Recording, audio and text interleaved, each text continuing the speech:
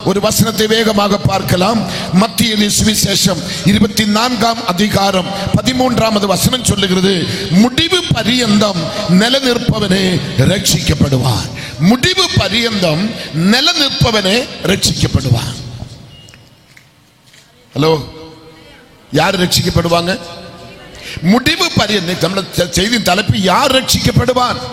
Pastor நான் 40 வருஷம், pastor 50 வருஷம், பாஸ்டர் 20 வருஷம், அதல்ல. ரட்சிக்கப்பட்டது உண்மைதான், நகை கலட்டது உண்மைதான், ஒயிட் ஆன் ஒயிட் யூனிஃபார்ம் போட்டு வரல உண்மைதான், இல்லைன்னு நான் சொல்லல. ஆனா அனுதினமும் எனக்கு ரட்சிப்பு வேணும். ஆமென். நம்ம எல்லாருக்கும் காலை மேக்சிமம் குளிச்சுட்டு தான் வந்திருப்பேன் நம்புறேன். சில கள்ளிங்க கள்ளர்கள் எப்படி எனக்கு தெரியல, ஆனா உண்மையா ஞாயிற்றுக்கிழமை ஆராதனைக்கு வரும்போது குளிச்சுட்டு வரும் நம்புறேன் நான். கர்த்தருக்கு ஸ்தோத்திரம். அது உடம்பிலே அழுக்கு போகிறதுக்காக, உடம்பிலே அழுக்கு போகிறதுக்காக. நம்ம 4 நாள் குளிக்காம இருந்த நம்ம பக்கத்தில் யாருமே இருக்க முடியாது, துர்நாற்றம் வீசும். அதே போலவே அனுதினமும் இந்த ஆத்மாவுக்கு கழுகல் தேவைப்படுகிறது. இந்த ஆத்மாவுக்கு ஒரு பரிசுத்தம் தேவைப்படுகிறது. பரிசுத்தம் உள்ளவன் தான், இருதயத்தில் சுத்தம் உள்ளவன் தான் யாரை பார்க்க முடியும், தேவனை தரிசிக்க முடியும். ஆத்மா ஒரு மனிதன், ஒரு மனிதனை போல உயிர் உள்ளது ஆத்மா. அந்த ஆத்மாவுக்கு ஜீவன் இருக்குது. அந்த ஆத்மா கதரும், அந்த ஆத்மா புலம்பும், அந்த ஆத்மா துடிக்கும். அந்த ஆத்மாவுடைய துடிப்பு பயங்கரமா தான் இருக்கும். அப்படியானால் அந்த உள்ளான மனுஷனுக்கு ஆண்டவர் வஸ்திரம் கொடுத்திருக்கிறார். அதுதான் ரட்சிப்பின் வஸ்திரம். அந்த உள்ளான மனுஷனுக்கு அவர் சால்வை போட்டு வரவேற்கிறார். இப்ப 8 பேருக்கு பாருங்க, நீதியின் வஸ்திரத்தை கொடுத்து, ரட்சிப்பின் வஸ்திரத்தை கொடுத்து அந்த 8 பேரை முன்னாடி வர வைத்த பொழுது நீதியின் சால்வை அவர் போட்டு புதைத்திருக்கிறாங்க, போர்வை போட்டு கனப்படுத்துறாங்க. இதெல்லாம் உள்ளான மனுஷனுக்கு, வெளித்தோட்டத்துக்குள்ள மனுஷனுக்கு அல்ல. இவன் பெட்டியில வைத்து அடக்கம் பண்ண வேண்டிய மண்ணு, இவன் மண்ணு, இவனுக்கு விலை இல்லை. 103ஆம் சங்கீதம் சொல்றது, இந்த சரீரம் வெறும் காத்திலே பறக்கிற பொடி, வெறும் தூளு இந்த சரீரம். இதுக்காக நீங்கள் பாடுபட வேண்டாம். கர்த்தர் இந்த சரீரத்தை பாதுகாப்பா. இதுக்கு உணவு கர்த்தர் கொடுப்பாங்க, இதுக்கு பலன் கர்த்தர் கொடுப்பாங்க, இதுக்கு வஸ்திரம் கர்த்தர் கொடுப்பாங்க. உன்னை நிர்வாணியாக நிறுத்த கர்த்தர் விட மாட்டார். ஆமென். உன்னை பசி பட்டினியை விட மாட்டார். இதுக்கு கர்த்தர் கருதுவார். காட்டிலே மிருகங்களுக்கும் கூப்பிடுகிற காக்க குஞ்சுங்களுக்கும் அதே நேரத்தில் ஆகாரம் கொடுக்கிற கர்த்தர் உங்களை போஷிக்க வல்லவராயிருக்கிறார். காகங்களை நினைத்து பாருங்கள், அவைகள் விதைக்கிறதில்லை, அறுக்கிறதில்லை, களஞ்சியத்தில் சேர்த்து வைக்கிறதில்லை, அவைகளை நான் போஷிக்கிறேன். ஆமென். புஷ்பங்களை பாருங்கள், சாலோமோன் உடுத்ததை காட்டிலும் மேன்மையாக நான் உடுக்க வைத்திருக்கிறேன். அந்த காலகட்டத்தில் சாலோமோன் உடுக்கிற மாதிரி யாரும் உடுக்க முடியாது. அங்கே காட்டில் இருக்கிற பூவுக்கு சாலோமோன் வஸ்திரத்தை காட்டிலும் மேன்மை கர்த்தர் வைத்திருக்கிறார். அதை கர்த்தர் உடுக்க வைக்கிறார். நம்ம எச்சியை சாப்பிடுற காகனை கர்த்தர் போஷிக்கிறார். நீ 1000 அடைக்கலாம் குருவிகளை பார்க்கலாம் விசேஷித்தவன், விசேஷித்தவன். தலை இருந்தா தலைக்கு மேல தட்டி அப்பாவுக்கு நன்றி சொல்லுங்க. வார்த்தையை கேட்கும்போது நீங்க ஆமீன் சொல்லணும், ஸ்தோத்திரம் பண்ணணும், அமைதியை இருக்க கூடாது. கர்த்தருக்கு ஸ்தோத்திரம். அப்படியானால் இங்கே பார்க்கும் பொழுது ரட்சிக்கப்பட்ட நாட்களில் நிச்சயமாகவே நம்முடைய ஆத்மா ரொம்ப சந்தோஷமா இருந்திருக்கும். ஆனா காலங்கள் போக போக போக நம்ம சில ஊழியக்காரரை பார்க்கிறோம், சில விசுவாசிகளை பார்க்கிறோம், சபைக்குள்ளே வந்து சில காரியங்கள், சண்டைகள், கலகங்கள். இன்னைக்கு நிறைய சபைகளில் எலெக்ஷனோட சண்டை நடக்கும், எலெக்ஷன் சண்டை. நானும் அசம்பிளிஸோட ஸ்தாபனத்தில் இருக்கிற வருஷங்களா இருக்கிறேன். ஆனா என்னுடைய ஊழியக்காரருடைய கான்ஃபரன்ஸுக்கு நான் போக மாட்டேன், அங்கே எலெக்ஷன் நடக்கும். நான் ஒரு வித்தியாசமான மனுஷன். இப்போது எங்களுடைய ஏஜி சபைகளிலே தாலி கட்டுறதுக்கு ஆரம்பிச்சுட்டாங்க. நான் கிட்டத்தட்ட இதுவரைக்கும் 347 திருமணம் போனேன். நேற்று முந்தின நாள் இங்கே ஒரு திருமணம் நான் நடத்தினேன். 347வது திருமணம் இங்கே தான் நடத்தினேன். இதுவரைக்கும் ஒருத்திக்கு நான் தாலி எடுத்து கொடுக்கல. பெந்தகோஸ்துக்காரங்க பூமாலை போட ஆரம்பிச்சுட்டாங்க. நான் பூமாலை போட்ட அந்த கல்யாணத்துக்கு போக மாட்டோம், நடத்த மாட்டோம். எவ்வளவு பெரிய கொம்பனானாலும் சத்தியம் சத்தியமாகவே நம்ம கையாள வேண்டும். ஒரு நாள் என் சபையில ஒரு பெண் பிள்ளை வந்திருக்கிற புதுசா, அவ பார்த்தா இப்படி தலை இடையில இப்படி பண்றா. நான் நினைச்சேன் ஏதோ வெட்டு வாதம் அப்படி நினைச்சிட்டேன். அப்புறம் என் மனைவியை கூட்ட, அந்த பிள்ளை எப்ப பார்த்தாலும் இப்படி பண்ற, என்ன அடி போய் பாரு, புதுசா வந்திருக்கிறான். பார்த்தா ஒரு கொஞ்சம் முடி இப்படி போட்டிருக்கிறாவ. அந்த முடி அப்படி நூல் மாறி இப்படி இது வெளியே போகிறதுக்காக தான் போட வரையச என்ன திட்டிட்டு கிடக்கிறா போல. ஆராதனை முடித்து நேர இறங்கி போன ஒரு பிளேட் எடுத்து வந்து நானே அதை கட் பண்ணிட்டேன். உன் வெட்டுவாதம் இதோட சுகமாயிட்ட போல. ஆமென். இதே மாவட்டத்திலே சாம் என்ற ஒரு சகோதரனுடைய மகன் நல்ல காலேஜ் படிக்கிறான், நல்ல படிச்ச பையன் தான். ஒரு நாள் வந்து நான் பார்க்கிறேன், அவன் முன்னாடி வரிசையில் உட்கார்ந்து நிற்கிறான். தலைமுடி இந்த பாதி தூரம் கீழே நல்லா சிரைச்சிருக்கிறாங்க. அதுக்கு 2 சைடுல கோடு போட்டிருக்குது. ஊட்டிக்கு போற மாதிரி, கொடைக்கானல் போற மாதிரி எல்லாம் கோடு போட்டிருக்குது. இதை நான் பார்த்தேன். ஆராதனை நேரத்தில் அவனை எழுப்பி நிறுத்தினேன். சபையிட மிக முக்கியமான நபரோட மகன் தான், மிக பொறுப்பில் இருக்கிற மகன் தான். நீ யாரானாலும் சரி, உன்னோட நடையில, உடையில, ஒவ்வொரு காரியத்திலும் மாற்றம் அவசியமா தேவை. ஒரு வேறுபாடு அனுபவம், ஒரு பிரித்தெடுக்கப்பட்ட அனுபவம், ஒரு பரிசுத்தமான ஜீவியம் நம்முடைய வாழ்க்கையில் அவசியமா தேவை. எத்தனை பேர் சந்தோஷமா இருக்கிறீங்க? நம்முடைய இந்த அழகில் அவர் மயங்கி இருக்கிறாங்க. நம்ம மணவாளனுடைய அழகு யாரால வர்ணிக்க முடியும்? உலகத்தில் எத்தனை அழகிகள் இருந்தாலும் என் மணவாளன் கிட்ட வர முடியுமா? அழகிலே சிறந்தவர் என்னுடைய கோமளன், என்னோட மணவாளன், என் இயேசு கிறிஸ்து. இந்த கரிமூஞ்சியை பார்த்து அவர் மணவாட்டியை என்னை ஏற்றுக்கொள்ள வேண்டுமானால், என்னுடைய படிப்பை பார்த்தாரா, என் அந்தஸ்தை பார்த்தாரா, என் குலத்தை பார்த்தாரா, என்னுடைய எந்த சர்டிபிகேட்டை கேட்கவில்லையே, என் உள்ளத்தை தாய் என்று சொல்லி உள்ளத்தை கொடுத்த பொழுது ராஜாதி ராஜா என் உள்ளத்தில் குடியிருக்க வந்தாரே. ஒரு கைப்பத்தி அளவு அகலம் உள்ளதான இந்த இதயத்துக்குள்ள வானத்தை கட்டாத தெய்வம். தாவீது சொல்லும், வானம் நம்முடைய சிங்காசனம், பூமியோட பாதபடி, வானத்துக்கு பூமிக்கு எட்டாத ஒரு தெய்வம் இந்த வருஷம் வரையிலும் எனக்குள்ள அடங்கி இருக்க வேண்டுமானால் அவர் எவ்வளவு பாடுபட்டு இருப்பாங்க யோசித்து பாருங்க.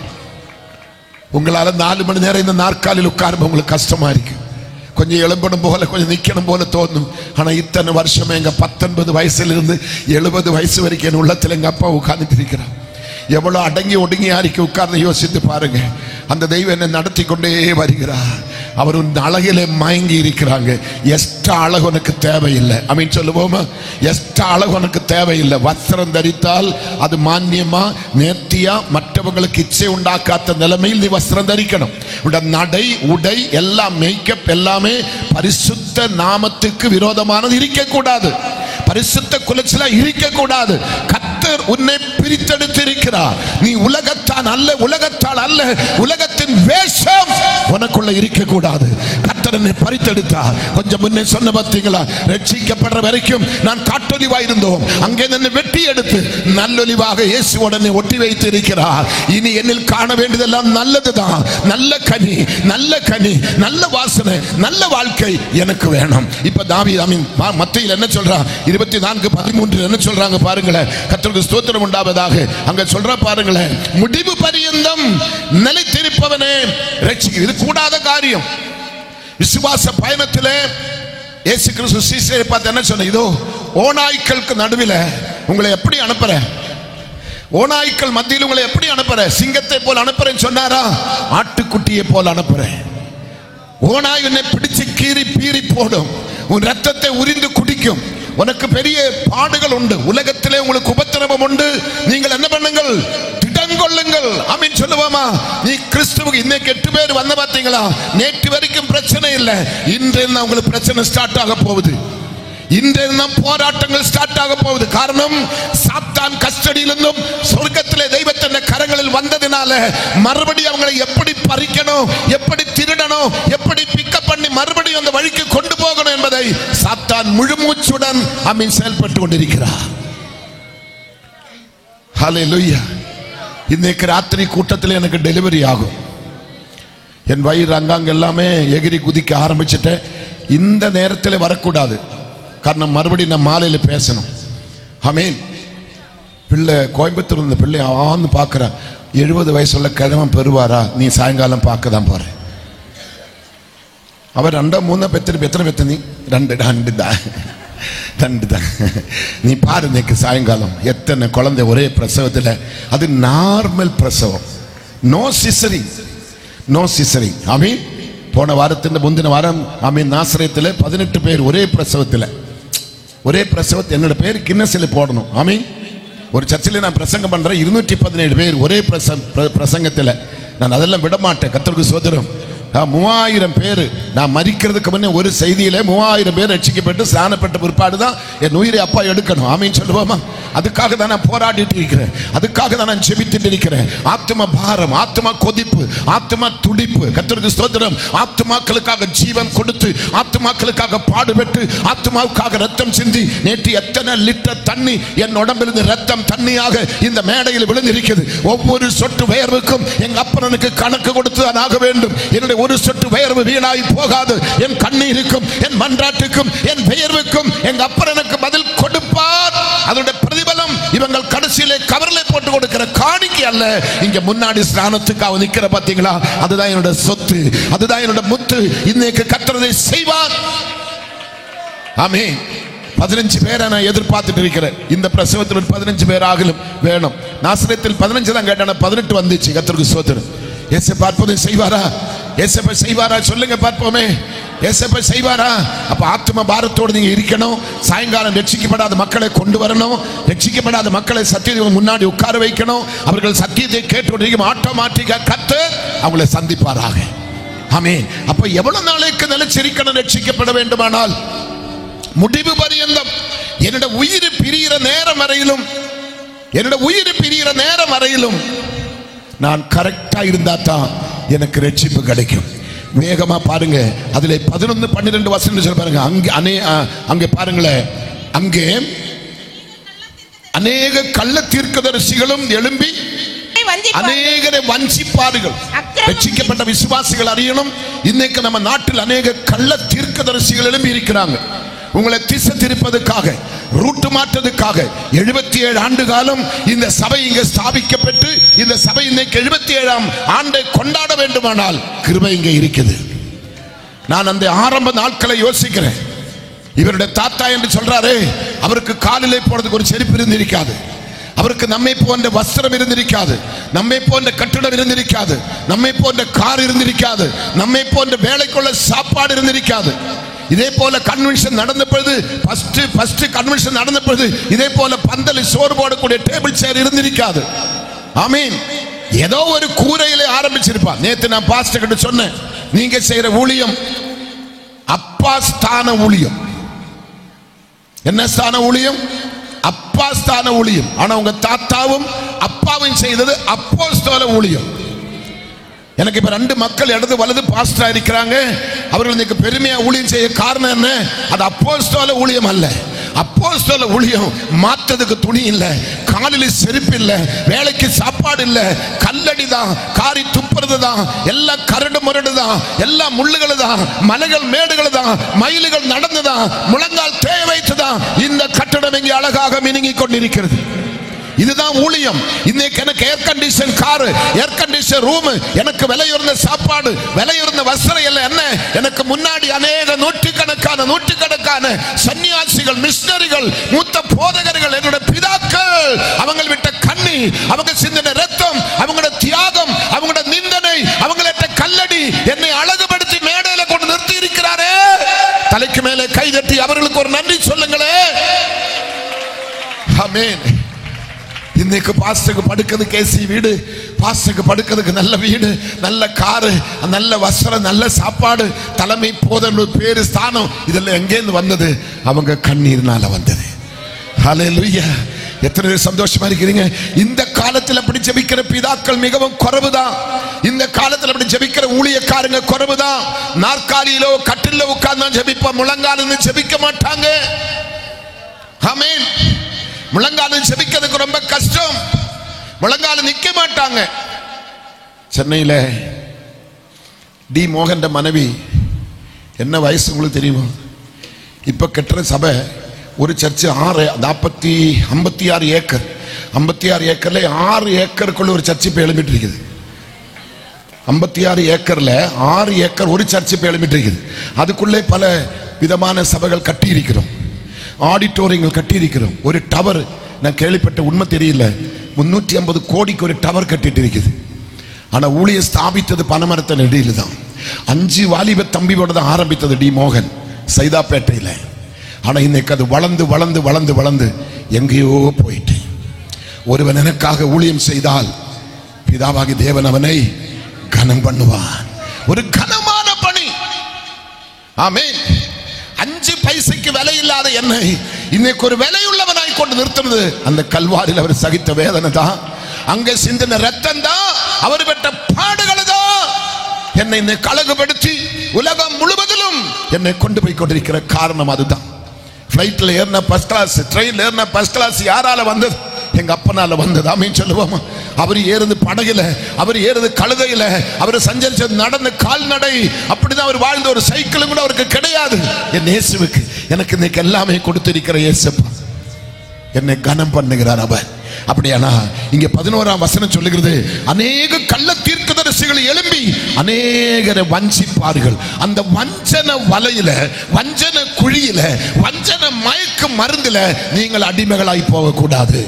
எவனாகிலும் ஒருவன் வந்து உங்க வீட்டில் செய்வன இருக்குது, உங்களுக்கு அது இருக்குது, இந்த தோஷம் இருக்க சொன்னா நீ சொல்லணும், நான் நல்ல ஒரு ஆவிக்குரிய சபைக்கு போறேன் ஐயா, எங்களை டிஸ்டர்ப் பண்ணாதுங்க ஐயா. நன்றாக செபிக்கிற போதகர்களை, கரசனை உள்ள போதகர்களை, உத்தரவாதத்துள்ள போதகர்களை எனக்கு தந்திருக்கிறாங்க ஐயா. நீ வேறு வழியாக வர்றவன், நீ கள்ளனும் கொள்ளக்காரனும், நாங்க அந்த வழிக்கு வரமாட்டேன், நீர் எங்களை திருட வந்திருக்கிற ஓனாய் என்று இந்த கள்ள தீர்க்கதரிசிகளை விரட்டணும் நீங்க. ஆமீன். கள்ள தீர்க்கதரிசிகளை விரட்டணும். அடுத்த வசனம் பாருங்க, 12ஆம் வசனம்.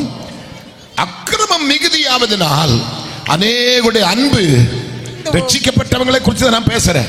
அக்கிரமம் மிகுதி ஆவதினால் அநேகருடைய அன்பு தணிந்து போகுது. சபைக்குள்ள அன்பு இல்லை, குடும்பத்திலே புருஷன் மனைவிக்குள்ள அன்பு இல்லை, பிள்ளைகள் பெற்றோருக்குள்ள அன்பு இல்லை, மாமி மருமகளுக்குள்ள அன்பு இல்லை, அண்ணன் தம்பி அக்கா தங்கைக்குள்ள அன்பு இல்லை. சபையில வந்தா உங்களுக்கு இஷ்டமானவங்களை மட்டும் பேசுவாங்க, அவங்க பக்கத்தில் உட்காரும், அண்ணா மாமா அக்கா சொல்லி கட்டி பிடிப்பாங்க. ஆனா மற்ற சிலர் வந்தா கை கொடுக்க மாட்டேன். இங்க என்ன சொல்றாங்க? 12ஆம் வசனம், அக்கிரமம் மிகுதியாவதனால் அநேகருடைய அன்பு தனித்து போகும், முடிவு பரியந்தம் நிலைத்திருப்பவனே ரட்சிக்க. 10ஆம் அதிகாரத்துக்கு வாங்க. 10ஆம் அதிகாரம் 22ஆவது வசனம். மத்தேயு 10:22 வேகமா. 10:22 அம்மா சீக்கிரம் எடுக்கணும். என் நாமத்தின் நிமித்தம் நீங்கள் எல்லாராலும் பகைக்கப்படுவீர்கள். என் நாமத்தின் நிமித்தம் நீங்கள் எல்லாராலும் என்ன செய்வீங்க? பகைக்கப்படுவீங்க. அடுத்தது, முடிவு பரியந்த நிலைத்திருப்பவனே ரட்சிக்கப்படும். முதல்ல யார் ரட்சிக்கப்படும்? பஸ்லே வாசித்தோமே 13ஆம் வசனத்தில் யார் ரட்சிக்கப்படும்? கடைசி பரியந்தம் நிலைத்து. இங்க என்ன சொன்ன? முடிவு பரியந்தம். என்னுடைய ஆவி, என்னுடைய சரீரத்தின் ஆவி பிரிகிற நேரம் வரையிலும் நான் உறுதியாக நின்றாத்தான், உண்மையாக நின்றாத்தான். என்னை அழைத்தவர் யாரு? என்னை அழைப்பு என்ன? என்னுடைய ஸ்தானமானங்கள் என்ன? என்னுடைய கௌரவம் என்ன? நான் எங்க போறோம்? என்னுடைய பிரயாணத்தை முடித்து எங்க போறோம்? எங்க போய் அமர போறோம்? அந்த சிந்தை நமக்கு அவசியமா தேவை, அந்த எண்ணங்கள் நமக்கு அவசியமா தேவை. அப்படியானால் உங்களுடைய ஆத்மாவை குறித்து தான் இங்க தெளிவுமா சொல்லுகிறது. என் நாமத்தின் நிமித்தம் நீங்கள் எல்லாராலும் பகைக்கப்படுவீர்கள், முடிவு பரியந்தம் நிலைத்திருப்பவனே ரட்சிக்கப்படுவார். முடிவு பரியந்தம். ஆமீன். கர்த்தருக்கு ஸ்தோத்திரம் உண்டாவதாக. 24ஆம் அதிகாரத்தினுடைய 6வது வசனம் என்ன சொல்றது பாருங்க. 24 6ஆம் வசனம். யுத்தங்களின் செய்திகளையும் கேள்விப்படுவீர்கள், கலங்காதபடி எச்சரிக்கையிருங்கள். இவைகள் எல்லாம் சம்பவிக்க வேண்டியதே, ஆனாலும் முடிவு உடனே வராது. ஆமீன். நான் சொல்றது, இந்த புத்தகம் 2000 ஆண்டுகளுக்கு முன்னே எழுதினது. ஆனா இப்ப முடிவு கிட்ட நெருங்கியாச்சு. ஆமீன் சொல்லுங்களேன். நீங்களே எல்லா செய்திகளும் பார்த்து கொண்டு இருக்கிறேனே, முடிவு கிட்ட வந்தாச்சு. ஆனால் இங்க என்ன சொல்றாங்க? ஆமீன். யுத்தங்களின் செய்திகளையும் கேள்விப்படுவீர்கள், கலங்காதபடி எச்சரிக்கையிருங்கள். ஹல்லேலூயா. என்ன துர்ச்செய்தியை கேட்டாலும் வேதம் சொல்லுகிறது, துர்ச்செய்தியை கேட்கும் பொழுது நீதிமான் பதற மாட்டார். சந்தோஷமா இருக்கிறீங்களா? நான் சொல்றது உங்களுக்கு விளங்குதா? சந்தோஷமா இருக்குதா? நல்ல சொல்லுங்களேன். துர்ச்செய்தியை கேட்கும் பொழுது நீதிமான், சொல்லுங்களேன், பதற மாட்டான். நீதிமான் பதற மாட்டான். எத்தனை பேர் சந்தோஷமா இருக்கிறீங்க? எத்தனை பேர் சந்தோஷமா இருக்கிறீங்க? எத்தனை பேர் சந்தோஷமா இருக்கிறீங்க? காஞ்சிபுரத்தில் என்னோட தலைமை சபை இருக்கிற இடம். நான் இங்கே கன்னியாகுமரியில் ஒரு மீட்டிங்கை முடித்து ரூமில் இருக்க எனக்கு ஒரு ஃபோன் கால் வருதப்பா, நம்முடைய சபையை இடிக்கிறதுக்காக கவர்மெண்ட் ஆர்டர் போட்டிருக்கிறாங்க, நோட்டீஸை கொண்டு கொடுத்திருக்கிறோம், சபை இடிக்க போறேன். தலைமை சபை, நிறைய சபைகள் உண்டு, அதுல தலைமை சபை இடிக்க போறப்பான்னு சொன்னேன். எனக்கு அது கேட்ட உடனே ஒன்றும் புரியல. யாரிடம் வந்த கலெக்டர் எல்லாம் வந்து போயிட்டாங்கப்பா, போட்டோ எடுத்துட்டாங்கப்பா, நோட்டீஸை கொடுத்துட்டாங்கப்பா, 7 நாள் டைம் அப்பா. 7 நாளுக்குள்ள வந்து கலெக்டரை பார்க்கணும். கலெக்டர் இடத்துல வந்து நான் எப்போ காலி பண்றது நான் சொல்லணும். இல்லாத பட்சத்தில் 3 வருஷம் எனக்கு சிறை தண்டனை, 50,000 ரூபாய் ஃபைன். எனக்கு அந்த நோட்டீஸை அனுப்பி வச்ச பிள்ளை. நான் அதை படித்தேன். கொஞ்சம் கூட நான் கலங்கல. இந்த ஊழியம் அவருடைய ஊழியம். நான் ஏன் கலங்கணும்? அது இடித்தால் யாருக்கு சேதம்? ஆயிரக்கணக்கான மக்கள் ஆராதிக்கிற தேவாலயத்தை இடித்தால் யாருக்கு சேதம்? ஆலயத்துக்கு தலைக்கல் யாரு? யார் மேல் கட்டப்பட்ட சபை? இந்த கல்லின் மேல் என் சபையை கட்டுவேன், பாதாளத்தின் வாசல் அதை மேற்கொள்வதற்கு வாக்குத்தத்தம் கொடுத்த தந்தை உயிரோடு இருக்கும் பொழுது எவனுடைய ஜேசிபியும் எவனுடைய அதிகாரமும் எவனுடைய சட்டமும் என் ஆலயத்தை தீட்ட முடியாது. தைரியம், விசுவாசம். அதுக்காக தான் 21 days பாஸ்டிங் போட்டேன். குடியாமல் புசியாமல் இருந்து 21 days சபை கதற ஆரம்பித்தது. கடைசி வந்த ஆலோசனை, நீங்க பயப்பட வேண்டாம், உங்களுக்கு எந்த தீங்கும் வராது. ஜெபிக்கிறவருக்கு பதில் உண்டு. ஜெபிக்க ஜெபிக்க பலன் உண்டு. எத்தனை பேர் விசுவாசிக்க தெரியல. ஜெபிக்கிறவனுக்கு பலன் உண்டு, அவனுக்கு பதில் உண்டு. கர்த்தர் அவனுக்கு பதில் கொடுப்பாராக. நீங்க கலங்க கூடாது. இங்க வாசித்த வசனம் என்ன சொல்றது பாருங்க. வாசித்த வசனம் என்ன சொல்லுமா? 6ஆம் வசனம் படிங்கம்மா. யுத்தங்களையும் யுத்தங்களின் செய்திகளையும் கேள்விப்படுவீர்கள். நீங்க என்ன பண்ணக்கூடாது? கலங்க கூடாது. துர்ச்செய்தி வரும். டாக்டர் கொடுக்கிற ரிப்போர்ட் பயங்கரமான கிட்னி ஃபெயிலர், ஹார்ட் ஃபெயிலர், அது போச்சு இது போச்சு சொல்லி டாக்டர் சொல்லுவாங்க. பயப்படக்கூடாது. உன்னை கைப்பிடித்தவர் உண்மை உள்ளவர், கடைசி பரியந்தம் பாதுகாக்க வல்லவர், கடைசி பரியந்தம் வழிநடத்த வல்லவர், கடைசி பரியந்தம் நிலநிறுத்த வல்லவர். எத்தனை பேர் நம்புறீங்க எனக்கு தெரியல. கடைசி மட்டும் காக்க வல்லவர், கடைசி மட்டும் நடத்த வல்லவர். ஆமென். நான் இன்னும் முன்னும் பின்னும் பார்க்காத ஒரு சகோதரி, அவங்க எந்த ஊர்ல இருக்கிற, அவங்க யாரு நான் பார்த்ததில்லை. அவங்க எனக்கு ஒரு 3 வாரத்துக்கு முன்ன போனிலோட பேசுறாங்க. பாஸ்டர், இப்படி கேள்விப்பட்டேன், உங்க மெயின் சர்ச் இடிக்கிற மாதிரி. நீங்க பயப்பட வேண்டாம், அது இடிக்க மாட்டேன். ஆனாலும் நானே வந்து உங்களுக்கு நீங்க பார்த்த இடத்தை இப்ப வாங்கி தர போறேன். அவங்க யாருன்னு எனக்கு தெரியல. கோடிகள் தேவைப்படுது, 4 கோடிக்கு மேல தேவைப்படுது. அவன் சொல்றான், அவங்க யாருன்னு எனக்கு தெரியல. என்னை ஏமாத்த சொன்னாரா, உண்மையிலே சொன்னார், அது எனக்கு புரியல. நான் உடனே வாரிக்கிட்டு, நீ எங்க இருக்கிற ஆண்டி, அவ வீட்டாண்ட போகவும் இல்லை. அவ வேணுமா என் வீட்டாண்ட வரட்டும், வந்து வாங்கி தருவாங்க. அடுத்த மீட்டிங் நான் உங்களுக்கு பாஸ்டர் உடனே சொல்லுவேன், நீங்க உங்க மீட்டிங் வந்து பேசுறது அப்படி நடந்துச்சு பாஸ்டர், இடத்தை வாங்கி ரெஜிஸ்டர் பண்ணிட்டு 1 ஏக்கர் 20 சென்ட் என் கையில் வரப்போகுது. இயேசு, நீ காற்றையும் காண மாட்டாய், மழையும் காண மாட்டாய், வாய்க்கால நிரப்புகிற கர்த்தர் நம்ம கூடவே இருக்கிறார். அவர் நடத்துவார். நீ துர்ச்செய்தியை கேட்காம கலங்காதே. அங்கேயும் இங்கேயும் பல செய்திகள் வரும், நீ பதறாதே. கர்த்தர் உன்னை நடத்துவார், நித்தமும் நடத்துவார். நீ முடிவு பரியந்தம் நிலைத்திருக்க வேண்டும். வேகமா வாங்க, நேரம் இல்லாதனால வசனம் மட்டும். மார்க் எழுதின சுவிசேஷத்துக்கு வாங்க சீக்கிரமா. மார்க் 13ஆம் அதிகாரம் 13வது வசனம். வேகம். என் நாமத்தின் நிமித்தம் எல்லாராலும் பகைக்கப்படுவீர்கள்.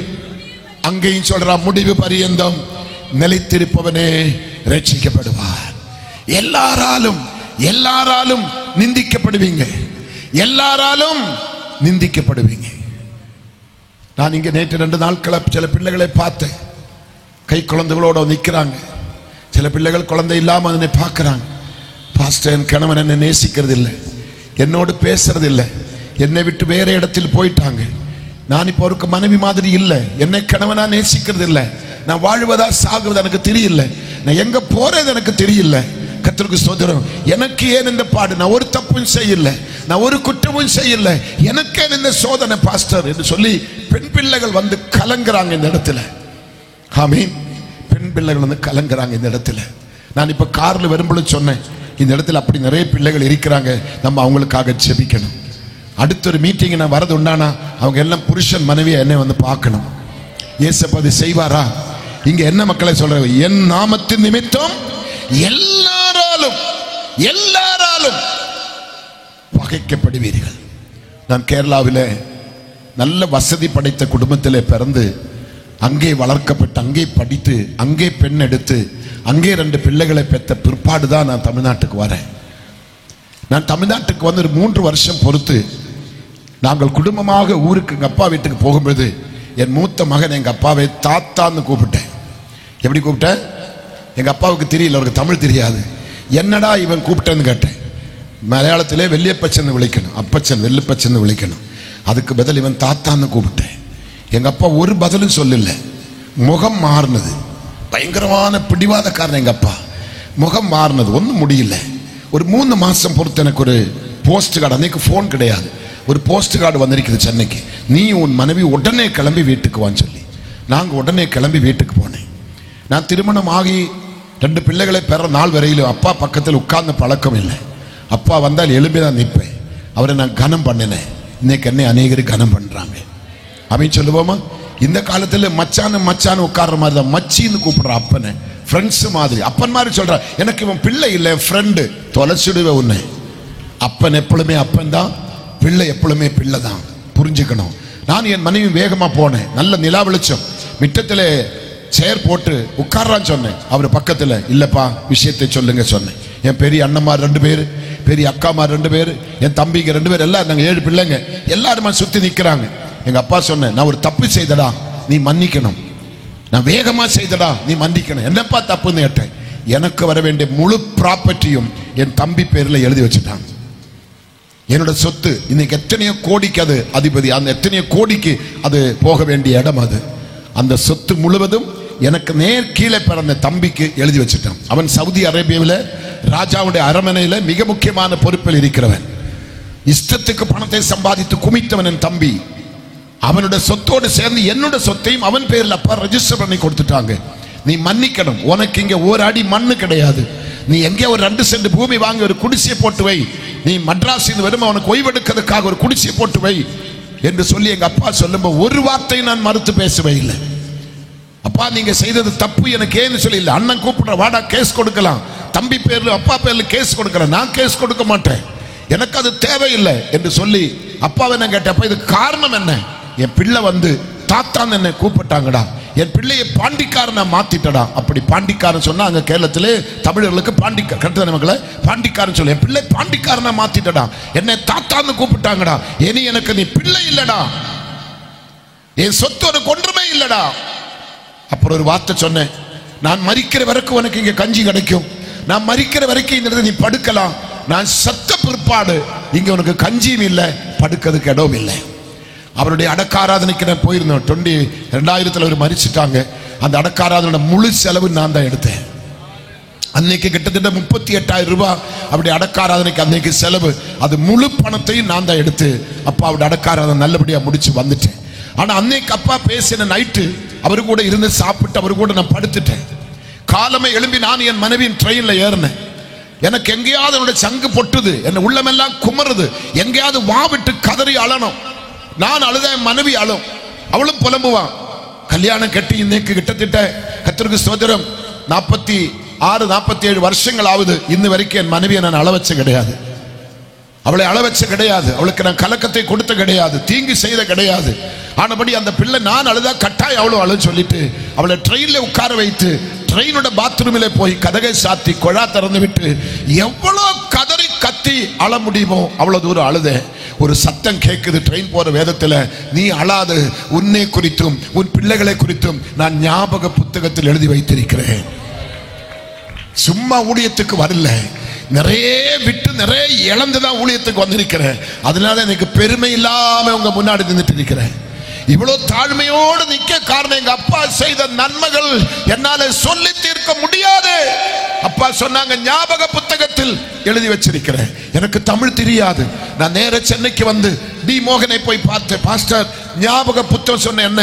அது சொன்ன ஜீசஸோட டைரி, இயேசுவின் டைரி. அந்த வார்த்தை உனக்கு கிடைச்சதா?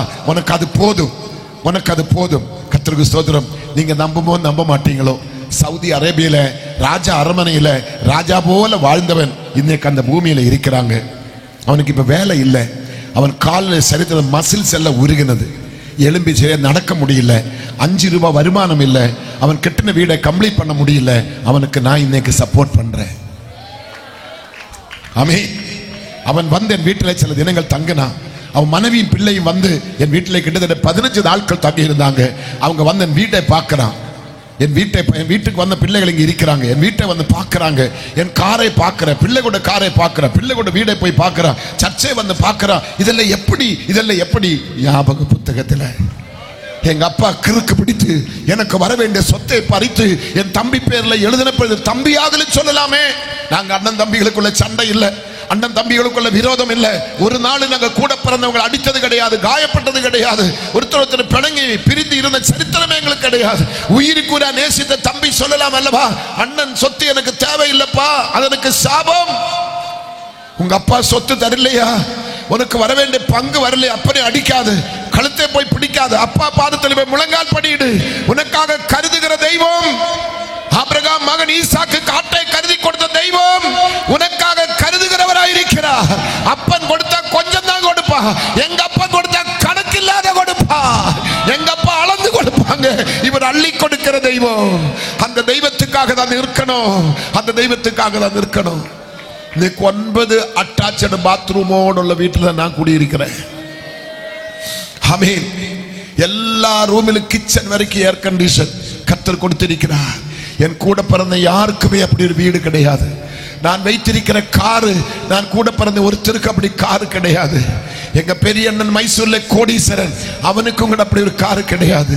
எங்க அண்ணன் சொன்ன, டே நீ எப்படியோ கிறுக்கு பிடிச்சு ஊழியத்துக்கு போன, பிள்ளைகளையாக அமெரிக்காவுக்கு அனுப்படா, பிள்ளைகளை அமெரிக்காவு, என் அக்காமாரெல்லாம் தங்கச்சிமாரெல்லாம் அமெரிக்காவில் தான், அவளுங்க இவளுங்களுக்கு அப்படியே போன் பண்ணி பிள்ளைகளை அமெரிக்காவுக்கு இழுக்கிறாங்க. டே நீ மட்டும் இப்படி போன, நீ பிச்சை எடுக்கணும் சொன்ன எங்க பெரிய அண்ணன். நான் பிச்சை எடுப்பேன் அண்ணன், ஆனா உங்க வீட்டுக்கு பிச்சை எடுக்க வர மாட்டேன். பிச்சை எடுப்பேனா, ஆனா உன் வீட்டுக்கு வர மாட்டேன். இந்த அண்ணன் சொல்லி 3-4 வருஷம் முடித்த உடனே எனக்கு ஒரு போன் கால், மக்களே ஒரு அஸ்திவாரம் போட்டிருக்கிறதா, அது மேல கட்டலடா, நீ கை கொடுத்தா தாடா கட்ட முடியும். இப்ப யாரு பிச்சை கேட்கிற மக்களே? அண்ணன் வந்து பிச்சை கேட்கிறான். எங்க அண்ணி ரொம்ப செபிக்கிறவன், அவ சொன்ன காதை நுள்ளிக்கோ, காதை நுள்ளிக்கோ பாப்பா. நீங்க அன்னைக்கு என்ன சொன்ன உங்க தம்பி கிட்ட? தம்பி என்ன சொன்ன? நீ பிச்சை எடுக்கும் ஆனா உன் வீட்டுக்கு வரமாட்டேன்னு சொன்ன. உனக்கு சூடு சரணம் இல்லாம தம்பி கிட்ட போய் பிச்சை கேட்கிறீங்களே. அப்படி உன்னை வாளாக்காம தலையாக்குறதா நான் ஆராதிக்கிற தெய்வம். அவரை நம்புகிற 92 சங்கீதம் 12 வசனம், நீதிமான் பனையை போல செழித்து லேபனோனிலே கேதுருக்களை போல வளருவான். நீதிமொழி சொல்லுகிறது, நீதிமானுக்கு ஒரு கேடும் வராது, அவன் சந்ததி அப்பத்துக்காக இறைந்து திருதின கடன் தாவீது சொல்லுகிறான். நீதிமானே நீ இறக்க தேவையில்லை, நீதிமாட்டியே நீ பிச்சை எடுக்க தேவையில்லை, உனக்கு கருதுகிற தெய்வம் ஒருத்தர் இருக்கிறார். ஞாபக புத்தகத்தில் எழுதி வைத்த தெய்வம் ஒருத்தர் இருக்கிறார். எத்தனை பேர் சந்தோஷமா இருக்கிறீங்க? அண்ணன் தம்பிக்குள்ள கேஸ் கொடுக்காது, அப்பாக்குள்ள கேஸ் கொடுக்காது. கர்த்தர் உங்களை ஆசீர்வதிப்பாராக, கர்த்தர் உங்களை ஆசீர்வதிப்பாராக. ஏசப்பா செய்வாரா? ஏசப்பா செய்வாரா? என் மாமனார் கோடிக்கு அதிபதி, அவங்கிட்ட 1 ரூபா வாங்கல. அப்பன் கோடிக்கு அதிபதி, 1 ரூபா வாங்கல. என் அப்பா, என் நித்திய பிதா, என் நித்திய ராஜா எனக்கு எல்லாம் கொடுத்து என்னை கனப்படுத்தி என்னை மகிமைப்படுத்தி கர்த்தர் கொண்டு வருகிறார்.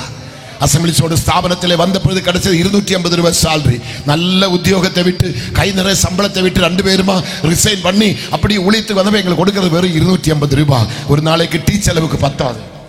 ஆனா இன்னைக்கு கிட்டத்தட்ட 3,70,000 ரூபாய் நான் மக்களுக்கு சாலரி கொடுக்கிற மாதிரி கர்த்தர் என்னை வைத்திருக்கிறார். 87 பேர் என்னோட சபையில் ஸ்டாஃபேஸ் ஆகி ஒர்க் பண்றாங்க. ஒவ்வொருத்தருக்கும் கொடுக்க வேண்டியதை சரியானபடி கொடுக்கிறேன். நான் கொடுக்கிற மாதிரி யாரும் சம்பளம் கொடுக்க மாட்டேன். அந்த அளவுக்கு சம்பளம் கொடுத்து ஊழியத்துக்காக நான் பெற்று வந்தவன், நான் நொந்து வந்தவன், நான் வெந்து வந்தவன். பிரசவித்தவளுக்கு தான் பிரசவ வேதனை தெரியும் சொன்ன பார்த்தீங்களா? நான் நொந்து வெந்து வந்தவன். கஞ்சிக்காக, ஒரு நேரம் தண்ணிக்காக, ஒரு சாப்பாட்டுக்காக புலம்பினவன். என்னோட ஊழியம் செய்யற பிள்ளைகள் பட்டினி கிடக்க கூடாது, என்னோட ஊழியம் செய்யற பிள்ளைகள் பலவீனரா இருக்க கூடாது. என் பிள்ளைகளோட தேவைகளை நான் தான் சந்திக்க வேண்டும். அவங்க எல்லாமே அப்பா அப்பா தான் கூப்பிட, டாடி டாடின்னு கூப்பிடும்போது என் பிள்ளைகளுக்கு நான் தான் செய்ய வேண்டும். எத்தனை பேர் சந்தோஷமா இருக்கிறீங்க? எத்தனை பேர் சந்தோஷமா இருக்கிறீங்க? எத்தனை பேர் சந்தோஷமா இருக்கிறீங்க? அப்ப இங்க என்ன கர்த்தர் சொல்றாங்க? கர்த்தருக்கு ஸ்தோத்திரம். எவ்வளவு தெளிவாக சொல்ற பாருங்களேன். என் நாமத்தின் நிமித்தம் எல்லாராலும் பகைக்கப்படுவீர்கள், முடிவு பரியந்தம் நிலைத்திருப்பவனே ரட்சிக்கப்படும். லூக்காயில் வாங்க சீக்கிரமாக. லூக்கா 8:13 என்ன சொல்றது பாருங்க. லூக்கா 8:13 வேகம் நம்ம பார்க்கணும், வேகமா போனோம். 8:13 வேகம் ஏடு மக்களே. கற்பாறையில் விதைக்கப்பட்டவர்கள் கேட்கும்போது சந்தோஷமாய், ஆமீன், சந்தோஷத்துடனே வசனத்தை ஏற்றுக்கொள்ளுகிறார்கள். ஆயிலும் தங்களுக்குள்ள வேர் கொள்ளாதபடியினாலே கொஞ்சம் காலம் மாத்திரம் விசுவாசித்து சோதனை காலத்தில் பின்வாங்கி போகிறார்கள். எங்க விதைக்கப்பட்டவங்க? அதை குறித்து எல்லாம் எடுக்க நேரம் இல்லை. எங்க விதைக்கப்பட்டிருக்கிறாங்க? கற்பாறையில். சந்தோஷமா கைதட்டி அல்லேலியா சொல்லி வார்த்தை ஏற்றெடுக்கிறாங்க. அந்த வார்த்தை ஏற்றெடுத்து வெளியே போகும்போது சோதனைகள், நிந்தனைகள், பாடுகள் வரும்போது வேறு பாயாததுனால ஆமீன் சொல்லுவோமா? அப்ப ஆவிக்குரிய ரட்சிக்கப்பட்ட விசுவாசிகள், நான் சொல்றது ஆமீன், காட்டிலிருந்து காட்டொலிவாய் வெட்டி எடுத்து நல்ல ஒலிவோடு ஒட்ட வைத்து இன்னைக்கு சபையிலே கர்த்தருடன் நாட்டி இருக்கிறார். இன்னைக்கு 8 பேரை இந்த சபையிலே கர்த்தர் நாட்டி இருக்கிறார். அந்த நாட்டினவர் வேலி அடைப்பார், நாட்டினவர் பாதுகாப்பார், நாட்டினவர் நீர்ப்பாய்ச்சு அது பூத்து குலுங்கி கனி கொடுக்க உதவி செய்வார். அப்படியானால் இன்னைக்கு ஸ்நானப்பட்ட பிள்ளைகளுக்கு நான் சொல்றேன், உங்களோட வேறு சபையிலே பாயணும், உங்களுடைய வேர்கள் சபையில இறங்கணும். ஆழமாக அந்த வேர்கள் பாய்ந்தால் தாமே இங்க நிக்கணும். இவருக்கு இந்த ஆபத்து வர காரணம் வேர் இல்லாததுனால. இன்னைக்கு சபை விட்டு இடறி போக காரணம் என்ன? சபை விட்டு சாடி வேற சபைக்கு போது காரணம் என்ன? ஊழியக்காரனை குறை சொல்ல காரணம் என்ன? சபை அவமதிக்க காரணம் என்ன? உனக்குள்ள இன்னும் வேர் இல்லை. பெரிய பர்வதமே நீ எம்மாத்திரம், செருபாபேலுக்கு முன்பாக நீ சமபூமி ஆவாய். நீ நினைச்ச என்ன புயல் வந்தாலும் என்ன சுனாமி வந்தாலும் நீ விடாதபடி நிற்க வேண்டுமானால் நீ கற்பாறை மேல் கட்டப்பட்ட வீடா இருக்க வேண்டும், மணலில் மேல் கட்டப்பட்ட வீடா இருக்க கூடாது. கற்பாறை மேல் ஆழமாக அஸ்திவாரம் போடப்பட்ட வீடா இருக்க வேண்டும். பெருமழை வரும், பெருங்காற்று அடிக்கும், பெருவெள்ளம் வரும், அந்த வீடு மேல் மோதும், அந்த வீடு மேல் அடிக்கும், அந்த வீடு வீழாதே. போன் கேன்சர் வந்தது, இந்த வீடு வீடு இல்லை. 18 ஹார்ட் அட்டாக் வந்தது, இந்த வீடு விழல. ஒரு நாள் என்னோட பாடி போஸ்ட்மார்ட்டம் போகுது, மனைவியோட கையில விலங்கு போட்டு அவளை அரெஸ்ட் பண்ணி அவளை ஜெயிலுக்கு கொண்டு போகுது. கொலைக்கைதி என்று சொல்லி அரெஸ்ட் பண்ணிட்டு போகுது. காரணம், மருந்து இல்லாம என்னை கொலை பண்ணி சொல்லி என் பேரண்ட்ஸ் கேஸ் கொடுத்துட்டாங்க. 3 மாசம் பிஞ்சு குழந்தை, பெரியவனுக்கு 3 மாசம், ரத்த குழந்தை கையில் வைத்து ஜெயிலுக்கு கொண்ட பெண் அந்த விலங்கு போட்ட கையோட மேல பாடி மேல கை வைத்து 3 நாளே கண் புருஷனுக்கு ஜீவனை தாங்கப்பா, நான் கொலை பண்ணாரா, நீர் எடுத்தார், ஒரு வாயால அறிக்கை செய்யட்டும் என்று சொல்லும்போது 2 போலீஸ் ஜீப் ஃபுல்லா போலீஸ் நிக்குது. சுற்று வட்டாரத்தில் இருந்த ஜனங்கள் எல்லாம் ஓடி கூடி இருக்குது. பாஸ்டர் அரெஸ்ட் பண்ணி அங்க ஒரு மூலையில் வச்சிருக்கிறார். பாஸ்டர் கூட வந்து செக்ரட்டரி, அவரோட வந்து சபையோட முக்கியமான ஆட்கள் ஜெபிக்கவங்க எல்லாம் அரெஸ்ட் பண்ணி ஒரு ரூமுக்குள்ள வைத்திருக்கிறார். என் மனைவி அரெஸ்ட் பண்ணி ஜீப்பில் ஏத்த போறேன், என் பாடி போஸ்ட்மார்ட்டம் போக போகுது. நம்புவீங்களா? ஐயோ, இதெல்லாம் எப்படி பாஸ்டர் நம்ப முடியும்? இப்ப நீங்க பேசாம இருக்க பார்த்தா ஏதோ பூதம் என்ன முன்னாடி நிக்கிறா போல. பயப்படாது, நான் பூதம் அல்ல. ஆமென். தோமா மாதிரி நிறைய தோமா இருக்கிறா. இவன் கை போட்டு நக்குனா தான் நம்புவா போல தெரியுது. கர்த்தருக்கு ஸ்தோத்திரம். தொட்டு பார்க்கணும், அப்பதான் நம்புவேன். தோமாவே மனம் திரும்பு, நான் தான். ஆமென். அன்னைக்கு நாங்க இருந்த சர்ச் ஆஃப் காட் சர்ச், அன்னைக்கு எங்களுக்கு கல்லர் தோட்டம் கிடையாது. ஒரு கம்யூனிஸ்ட் கட்சியோட தலைவர் 1 ஏக்கர் பூமி எங்க சபைக்காக என் மேல் இருக்கிற பாசத்து நிமித்தம் என்னை அடக்கம் செய்யறதுக்காக 1 ஏக்கர் பூமி ரெஜிஸ்டர் பண்ணி சபைக்காக சர்ச் ஆஃப் கார்டு கொடுக்கறாங்க. அந்த பூமியில தான் அந்த மூலையில எனக்கு குழி எடுக்குது, என்னோட பாடி புதைக்கிறதுக்காக. ஆனா இன்னைக்கு அந்த குழி காலியாக தான் கிடக்குது. நான் இந்த மேடையில நின்று கொண்டு இருக்கிறேன். ஏன்? என் தாயின் கருவில் உண்டாகிறதுக்கு முன்னவே 77 ஆண்டுகளுக்கு சபை ஸ்தாபிக்கிறதுக்கு முன்னவே இந்த நாள், இந்த ஞாயிற்றுக்கிழமை உங்க மத்திய நான் பிரசங்கம் பண்ண வேண்டும் கர்த்தர் குறித்து வைத்தார். ஆமென், ஆமென், ஹல்லேலூயா. என்னோட படுக்கை பார்த்து ரட்சிக்கப்பட்டவங்க தான் அதிகம் பேர். என் மரணத்தை பார்த்து ரட்சிக்கப்பட்டவங்க தான் அநேகர். என்னை பலப்படுத்துகிற கிறிஸ்து, என்னை சுகமாக்குற கிறிஸ்து என்னை தாங்கி நடத்துகிறார். நேற்று பிரசங்கம் முடித்து வீட்டுக்கு போனேன். என்னப்பா சாப்பிட போறேன்னு கேட்டேன். கொஞ்சோண்டு சாதத்தை எடுத்து ஒரு பாத்திரத்திலே போட்டு நல்லா பிசைஞ்சு கொஞ்சம் தண்ணி ஊற்றி கொஞ்சம் உப்பு போட்டு கொஞ்சோண்டு மோர் ஊற்றி எனக்கு ஒரு ஸ்பூன் போட்டு கொடு. அப்பா சைடிசம் ஒன்றும் வேண்டாம். அப்பா எல்லாமே இருக்கு, முட்டை போடட்டுமா? வேண்டாம். அப்பா அது தட்டுமா? வேண்டாம். இது தட்டுமா? வேண்டாம். கர்த்தருக்கு ஸ்தோத்திரம். அந்த கொஞ்சோண்டு கஞ்சி அந்த ஸ்பூனில் வாரி குடிச்சு தான் உங்க முன்னாடி நிற்கிறேன். எத்தனை பேர் சந்தோஷமா இருக்கிறீங்க? பிரசங்கிக்க இந்த குடல் வேதனை பாடுறவங்களுக்கும் பிரசங்கிகளுக்கும் தெரியும். இந்த மெசேஜ் முடிச்சு 21 பெங்களூர் போகணும். ரெஸ்ட் எடுக்க நேரம் இல்லை, சாப்பிட்டு ஓய்வெடுக்க நேரம் இல்லை. இந்த குடலெல்லாம் புண்ணாயிடும். பாடுறவனுக்கு தெரியும், பேசுறவனுக்கு தெரியும். ஒரு குழந்தை பெற்றதை காட்டிலும் வேதனை தான். இந்த குடலெல்லாம் வீங்கும், குடலெல்லாம் வேதனைக்கும். இப்படிதான் பிரசங்கம் பண்றேன். உடம்பில் வேறு வரக்கூடாது, உடம்புக்கு கேடு வரக்கூடாது. ஸ்டைலா நின்று 4 வார்த்தை சொல்லி போகிறதுக்கு நான் வரல. ஜீவனை கொடுத்து உங்களை காப்பாற்ற வந்திருக்கிறேன். எங்க அப்பா அப்படிதான் வந்தது. ஜீவனை கொடுக்க தான் வந்தா, ஜீவனை எடுக்க வரல, ஜீவனை கொடுக்க வந்தா. இன்னைக்கு நிறைய தெய்வங்கள் ரத்தத்தை கேட்கிறான். ஆட்டு ரத்தம் கொடு, கோழி ரத்தம் கொடு, உன் பிள்ளை எனக்கு நரபலியா கொடு, அந்த ரத்தம் குடிச்சா தான் உனக்கு ஆசீர்வாதம், அந்த ரத்தம் கொடுத்தா கொடுத்தாதான் உனக்கு மீட்பு. இந்த தெய்வங்கள் எல்லாம் ரத்தம் குடிக்க வந்தா, நான் பிரசங்கிக்கிற தெய்வம் மாத்திரம் ரத்தம் குடிக்க வரல, ரத்தத்தை கொடுக்க வந்தார். கடைசி சொட்டு ரத்தமும் எனக்காக சிந்தின என் நித்திய மணவாளன், என் ராஜாதி ராஜா. அவருக்காக நான் கத்துறது போதாது, அவருக்காக நான் பேசுறது போதாது, அவருக்காக நான் ஓடுகிறது போதாது. இந்த உயிர் பிரிகிற வரையிலும், அந்திய சுவாசம் வலிக்கிற வரையிலும் என் இயேசுவுக்காக ஓடணும், இயேசுவுக்காக உழைக்கணும். வந்து பாருங்க, நல்ல சபை, நல்ல வருமானம், நல்ல வீடு, நல்ல கார், நல்ல பொண்டாட்டி, நல்ல பிள்ளைங்க எல்லாமே கர்த்தர் கொடுத்திருக்கிறார். ஏன் அதை விட்டு நீங்க வர வேண்டும்? சகல மனுஷன் ரட்சிக்கப்படணும், ஒருவனும் நரகத்தில் போகக்கூடாது. நரகம் காலியாகணும், பரலோகம் நிரம்பணும். நரகம் காலியாகணும், பரலோகம் நிரம்பணும். வாயிலே சொல்ல முடியுமா? சொல்ல முடிஞ்சா சொல்லுங்களேன். நரகம் காலியாகணும், பரலோகம் நிரம்பணும். எத்தனை பேர் விசுவாசிக்கிறீங்க? அருமனையில ஒருத்தனும் நரகத்தில் போக கூடாது, அருமனையில ஒருத்தனும் நரகத்தில் போக கூடாது. அருமனை ரட்சிக்கப்படணும், அருமனை பரலோகம் வரணும், அருமனை மனம் திரும்பணும். ஆமே. இயேசு செய்வாரா? காஞ்சிபுரத்துக்கு வரும்பொழுது ஒரு விசுவாசி இல்லை, ஒரு சபை இல்லை, ஒரு ஆத்மா இல்லை, ஒரு பைசா வருமானம் இல்லை, வாடகைக்காரு வீடு தரமாட்டேன், வீட்டிலே சேர்க்க மாட்டேன், குழாவிலே தண்ணி பிடிக்க விட மாட்டேன். எவ்வளோ கஷ்டம், எவ்வளோ பட்டினி. 8 நாள் கண்டினி பட்டினி. பிள்ளைங்கள் மயங்கி படுக்கையில் படுத்திருக்கிறான். 2 பிஞ்சு பிள்ளைங்க, ஃப்ரீ கேஜி ஃபர்ஸ்ட் ஸ்டாண்டர்டு, மயங்கி கட்டில படுத்து கிடக்குது.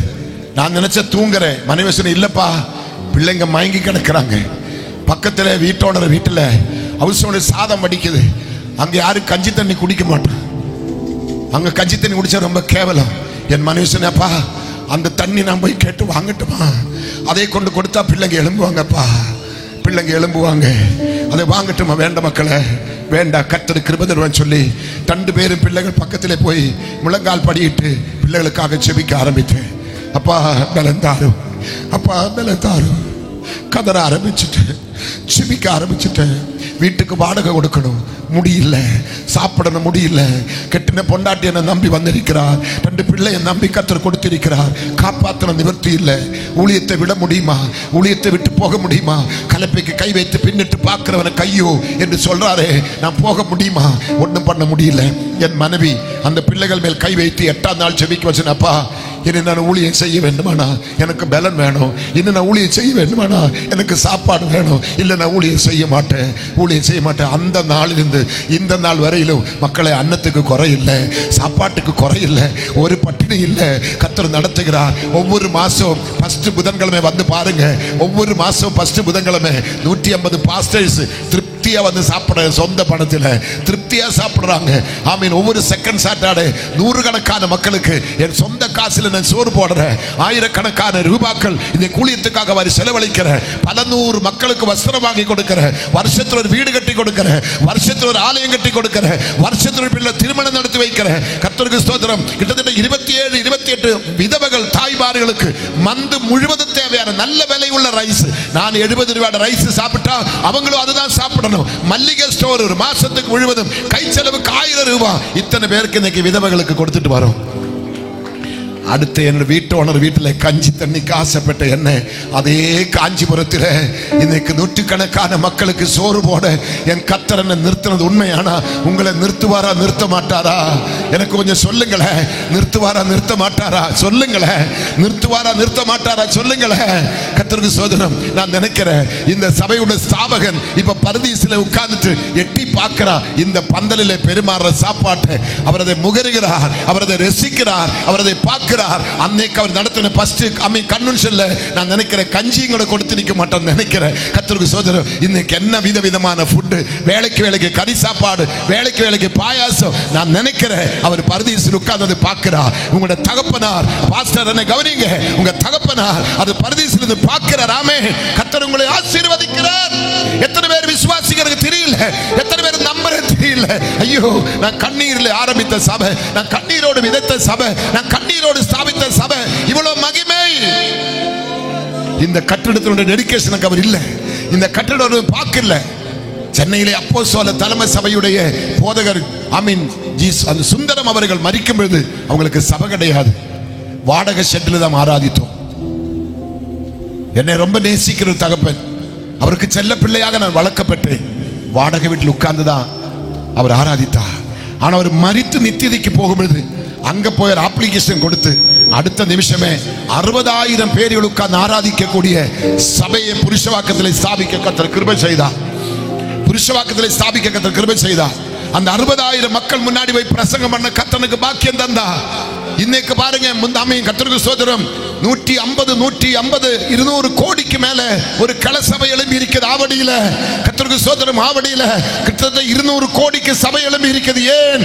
முழங்கால் ஜெபம், முழங்கால் தியாகம், முழங்கால் கண்ணீர் கர்த்தர் பரலோகத்தில் வைத்து இன்னைக்கு மக்கள் தலைமுறைகள் தலைமுறைகள் தலைமுறைகள் ஆசீர்வாதங்களை அனுபவிக்க. நம்ம அப்பா நமக்கு ஒரு சென்ட் பூமி தரல, ஒரு வீடு தரல, ஒரு கார் தரல, ஒண்ணும் இல்ல. ஆனா கண்ணீரை சிந்தி போயிருக்கிறாரே. நம்ம அறுவடைகளை அறுத்து கொண்டிருக்கிறோம், நம்ம பலனை அனுபவித்துக் கொண்டிருக்கிறோம், நம்ம சந்தோஷத்தை அனுபவித்துக் கொண்டிருக்கிறோம். அப்படியானால் நீங்கள் உங்களுடைய ஆத்துமாவை, உங்களுடைய டைம் முடிய போகுது, நீங்க உங்களுடைய ஆத்துமாவை சேதப்படுத்த கூடாது. ஆத்துமாவின் மேல் கரசனையாயிருக்கணும், ஆத்துமாவின் மேல் பிரியமாயிருக்கணும். உன் ஆத்துமா கரையாயிருக்க கூடாது, உன் ஆத்துமா சத்ததா இருக்க கூடாது, உன் ஆத்துமா விழிப்புள்ளதா இருக்கணும். ஆமே, அதுக்கு ஆகாரம் வேணும். கர்த்தருடைய வேதத்தில் இரவும் பகலும் தியானமா இருக்கிற மனுஷன், சொல்லுங்களேன், எத்தனை சங்கீதம்? 150 சங்கீதம் 1ஆம் வசனமா? எங்க இருக்கிறது? பர்ரா 150 அப்படி சொல்லு, உதவாங்கும். கர்த்தருக்கு ஸ்தோத்திரம். 1ஆம் சங்கீதத்திலே சொல்லி இருக்கிறார். என்ன மக்கள் எழுதியிருக்கிறது? 1ஆம் சங்கீதத்தில் என்ன எழுதியிருக்கிறது? துன்மார்க்கனுடைய ஆலோசனை நடமாமலும், பாவிகளோட வழி நில்லாமலும், பரிகாசக்கார் உட்காராமலும் கர்த்தருடைய வேதத்தில் இரவும் பகலும் தியானமாயிருக்கிறவன். செல்போனில் அல்ல, ஆமென் சொல்லுவோமா, டிவியில் அல்ல, உலக மேடையில் அல்ல, உலக கூத்தில் அல்ல, சீட்டு ஆடுதல் அல்ல, உலக வேஷம் அல்ல, கர்த்தருடைய வேதத்தில் இரவும் பகலும் தியானமாயிருக்கிற மனுஷன் பாக்கியவான். அடுத்து என்ன சொல்றது பாருங்க. அவன் நீர்க்கால் ஓரமாய் நாட்டப்படும் காலதன் கனியை தன் இலை உதிராத மரத்தை போல் இருப்பார். அடுத்தது பாருங்க, அவன் செய்வதெல்லாம் வாய்க்கும். இன்னும் 3 மாசத்துக்குள்ள கன்வென்ஷன் நடத்த போறேன். கர்த்தருக்கு ஸ்தோத்திரம். ஆமென். இன்னும் 3 மாசத்துக்கு கோயம்புத்தூர்ல வந்து ஆகணும், இல்ல நான் டெல்லியில பிள்ளை வர வச்சிடுவேன். கர்த்தருக்கு ஸ்தோத்திரம். 3 மாசத்துல இன்னும் 3ஆம் மாசம் ஆண்டு விழா நடக்க போகுது. இது என்ன ஆண்டு விழா? அதான் ஆண்டு விழா. ஏசப்பா செய்வாரா? ஏசப்பா நடத்துவாரா? அவர் அற்புதத்தை செய்வாரா? எத்தனை பேர் விசுவாசிக்கிறீங்க? அற்புதத்தை செய்வாரா? மருதங்கோடு ஏஜி சர்ச்சில் ஆட்டோ ஓட்டுற சகோதரன், லட்சக்கணக்கான கடன்காரன், என் வீடு ஜப்தியா போக போகுது, என்ன நடக்க போறது தெரியல, ஆட்டோ ஜப்தியா போக போகுது. அந்த மனுஷனை கர்த்தர் பேசி வர்கீஸ் பாஸ்டரை வர வைத்து ஒரு குருசைடு நடத்த சொல்லி இருக்கிறார். அவர்கள் 5 பைசா கிடையாது, என்ன செய்யணும் தெரியல, சபையிலே போய் சொல்லி இருக்கிறாங்க, நான் வர்கீஸ் பாஸ்டரை வர வைக்க போறேன், நான் குருசைடு நடத்த போறேன். எல்லாரும் சிரிக்கிறான். இந்த ஆட்டோக்காரன் எப்படி இவ்வளவு பெரிய மனுஷனை வர வைக்க முடியும்? பெரிய மேடை எப்படி, பெரிய மீட்டிங் எப்படி? அந்த மனுஷன் செய்தான். கடைசியில் எப்படி தெரியுமா? தன்னோட மகளோட முழு நகையும் வாங்கி கொண்டு போய் அடமான, நீங்க யாரும் அப்படி செய்யக்கூடாது, தப்பு. முழு நகையும் வாங்கி அடமானம் வைத்து வாங்கின முழு பணத்தை கொண்டு வந்து கன்வென்ஷன் பிரமாண்டமா நடத்தினது. அவர் 2 மாசம் முன்னே என்னை பார்த்தேன், நான் இப்ப ரொம்ப சந்தோஷமா இருக்குதப்பா, எனக்கு அந்த காசு பெருசு இல்லை, இத்தனை பேருக்கு ஞானஸ்தானம் கொடுத்தீங்களே, எனக்கு அது போதும் அப்பா. என்ன மாதிரி கோடீஸ்வரர் எங்க சபையில இல்லப்பா. ஆமென். வீடும் ஜப்தியாக இல்ல, ஆட்டோயும் ஜப்தியாக இல்ல, அவன் தற்கொலை பண்ணி சாகவும் இல்லை. கர்த்தர் அவனை ஆசீர்வதிக்கிறார். இந்த கன்வென்ஷனுக்காக ₹1 நீ கொடுத்தியா, உனக்கு அதோட பிரதிபலன் வரப்போகுது. இதுக்காக ஒரு சொட்டு கண்ணீர் நீ சிந்தினியா, கர்த்தர் கடக்காரன் அல்ல, உனக்கு பதில் தரப்போகுது. ஓடி ஓடி சமைக்கிறீங்க, ஓடி ஓடி வேலை செய்றீங்க, ஓடி ஓடி சப்ளை பண்றீங்க. எல்லாம் நேற்று தம்பியை நான் கேட்டேன், பிரசங்கம் கேட்டது இல்ல, என்ன தண்ணி வாங்கிறதுக்கு அனுப்பினாரா? நீ தண்ணி வாங்க போனாலும் கர்த்தர் நீ ஆசீர்வதிப்பாராக. நான் இலை வாங்க போனாரா, நான் இலை எடுத்தாரா? இந்த கூட்டத்திலே பெரிய ஆசீர்வாதம் யாருக்கு தெரியுமா? சாப்பிட்டு எச்சில் இலை எடுக்கிறாங்க பாத்தீங்களா, அவங்களுக்கு தான் பெரிய ஆசீர்வாதம். ஆமென். சாப்பிட்டு முடிச்ச பிற்பாடு எச்சில் இலை எடுக்கிறதுக்கு சில ஆட்கள் கூலி ஆட்களை வைப்பாங்க, ஆனா புத்தி உள்ளவன் முந்தி போவோம். ஆமென் சொல்லுவோமா? அதுதான் பெரிய ஊழியம். ஆமென். அதுதான் கனமான ஊழியம். இந்த அடுப்பாங்கிறது சமைக்கிற பாத்தீங்களா, அவங்களுக்கு எல்லாம் பெரிய பிரதிபலன். எனக்கு பிஎஸ் சிஸ்டம், எனக்கு ஷூட்டிங் நடக்கிற பாத்தீங்களா, இவங்க எல்லாம் கர்த்தர் பெரிய ஸ்தானத்தில் கொண்டு வைக்க போறாங்க. இந்த நாற்காலி கொடுத்தவன், பந்தல் கொடுத்தவன் எல்லாம் கர்த்தர் ஆசீர்வதிக்க போறேன். இன்னைக்கு ராத்திரி இந்த கிரவுண்ட் ஓனருக்காக நான் ஜெபிக்க போறேன். ஏசப்பா அற்புதம் செய்வாரா? சொல்லுங்களேன், சொல்லுங்களேன். ஏசப்பா செய்வாரா? அற்புதம் செய்வாரா? சொல்லுங்களேன். ஆமென். பிள்ளைங்க துடிச்சிருப்பாங்க, பாஸ்டர் வர வச்சு எங்க மீட்டிங் நடத்துவது, என்ன செய்வது? அந்த கட்டிடத்துக்குள்ள எவ்வளவு பேரை உட்கார வைக்க முடியும்? நடந்து வர்றதுக்கு வழி இல்லையே. அப்படி வேதனைப்பட்டது. பரலோகத்தில் அப்பா அது கண்டா விசாலமா பாருங்க, இனி ஆயிரக்கணக்கிന് மக்கள் வந்தா உட்கார்ற மாதிரி.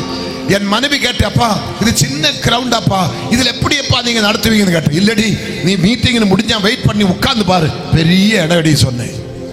கர்த்தருக்கு வந்து பார்த்துட்டு போயிட்டாங்க 2 நாளுக்கு முன்னே. கர்த்தருக்கு ஸ்தோத்திரம். பிள்ளைகள் வந்து பார்த்துட்டு போயிட்டாங்க. சபையோட முக்கியமான ஆட்கள் எல்லாம் அந்த கிரவுண்டை பார்த்துட்டு போயிருக்கிறப்பா, இதுக்குள்ளே நீங்க பேசுறீங்களே. என்னோட மகன் ஜெபிக்கிறாங்க, கர்த்தாவே அந்த ரப்பர் தோட்டத்தில் மீட்டிங் ஆசீர்வதியும். என்ன மீட்டிங்? ரப்பர் தோட்டத்தில் மீட்டிங். இந்த ரப்பர் எல்லாம் நிறைய பால் கொடுக்க போகுது. எத்தனை பேர் விசுவாசிகள் தெரியல? இந்த ரப்பர் எல்லாம் நிறைய பால் கொடுக்க போகுது. இந்த ரப்பர் மரம் இல்லை இப்ப சத்தியங்க. நீங்கள் அமைதியா இருந்தாலும் இந்த கல்லு பேசுமா, இந்த ரப்பர் பேசுமா? ஆமென் சொல்லுவோமா? இந்த 3 நாட்கள் மீட்டிங் உங்களுக்கு எப்படி தெரியல? எங்களை இங்க நாட்டி வச்சிருக்க, நாங்க எந்த சபைக்கு போக மாட்டோம். எங்களை வெட்டி கொலை பண்ற வரைக்கும் இங்க தான் இப்ப இந்த ரப்பர் இப்ப சவால் கொடுக்கிறான். அவன் வாள் எடுத்து வரட்டும், மிஷின் எடுத்து வரட்டும், எங்களை வெட்டுற வரைக்கும் நான் இங்க தான் நிற்பேன். உங்க மாதிரி சபை சாடி இந்த ரப்பர் போக மாட்டேன். മനസ്സിലായോ? கர்த்தர் நல்லவர். ஒவ்வொரு காரியங்களை கர்த்தர் நமக்காக ஆயத்தப்படுத்துகிறார். நம்முடைய உள்ளத்தை தான் கர்த்தர் பார்க்கிறாங்க. நம்முடைய ஆத்மாவோட துடிப்பை தான் கர்த்தர் பார்க்கிறாங்க. நீங்க அனுதினமும் ஆத்மாவோட பல்ஸ் பார்க்கணும். அனுதினமும் ஆத்மாவுடைய பல்ஸ் பார்க்கணும். ஆமீன். ஆத்மா உயிரோடு இருக்கிறாரா? ஆத்மா ஜீவனோடு இருக்கிறாரா? ஆத்மா தாகமா இருக்கிறாரா? ஆத்மா தாகமா இருக்கிறாரா? ஆத்மா வாஞ்சையா இருக்கிறாரா? ஒவ்வொரு நாட்களும் ஆத்மாவை விசாரிக்கணும். ஆத்மாவுக்காக தினமும் ஜெபிக்கணும். என் ஆத்மாவே என்று சொல்லி கூப்பிடணும். என் ஆத்மாவே ஏன் கதறுகிறாய்? ஏன் எனக்குள் தேங்குகிறாய்? ஆத்மாவை பார்த்து கேட்கணும். ஆமீன் சொல்லுவோமா? வேதனை உண்டாக்குற வழி என் ஆத்மாவுக்குள்ளே உண்டோ என்பதை என்னை விசாரித்து வரும். ஆத்மாவை உயர்த்தி காண்பிக்கணும். இருதயத்தில் சுத்தம் உள்ளவன் பாக்கியவான். அவன் கர்த்தரை தரிசித்துக் கொண்டே இருப்பான். எத்தனை பேர் சந்தோஷமா இருக்கிறீங்க?